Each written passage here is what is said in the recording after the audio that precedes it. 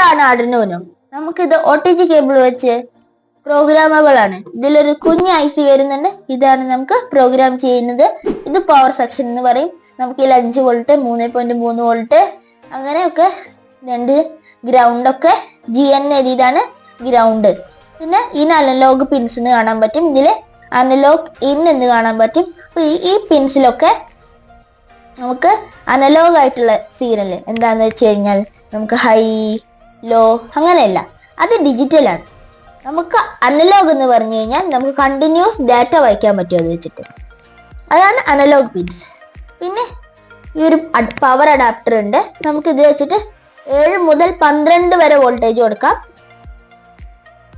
പിന്നെ digital pins, ഇത് full digital pins ആണ്. നമുക്കിതില് ഡിജിറ്റൽ പിൻസ് ആയ കാരണം നമുക്ക് ഓൺ ഓഫ് എന്ന രീതിയിൽ പൾസസ് നൽകിയിട്ടാണ് നമുക്ക് ഇതിൽ വോൾട്ടേജ് കൂട്ടാനോ കുറയ്ക്കാനോ പറ്റുന്നത്.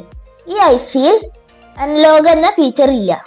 പകരം ഈ IC വെച്ചിട്ടാണ് ഈ അനലോഗ് ഡാറ്റാസ് ഒക്കെ ഡിജിറ്റൽ ആക്കിയിട്ടാണ് IC കൊടുക്കുന്നത്. പിന്നെ ഇത് OTG കേബിൾ എന്ന് പറയും.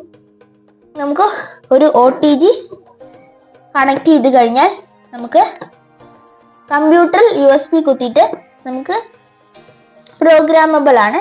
പിന്നെ ഇത് റീസെറ്റ് സ്വിച്ച്, നമ്മളിപ്പോ പ്രോഗ്രാമബിൾ ഒക്കെ ചെയ്തു, പിന്നെ അപ്പോൾ ഹാങ് ആയി ഒന്ന്, അപ്പൊ നമുക്ക് ഈ റീസെറ്റ് ബട്ടൺ ഉപയോഗിച്ച് നമുക്ക് എല്ലാം പഴയ പോലെ ആക്കാൻ പറ്റും.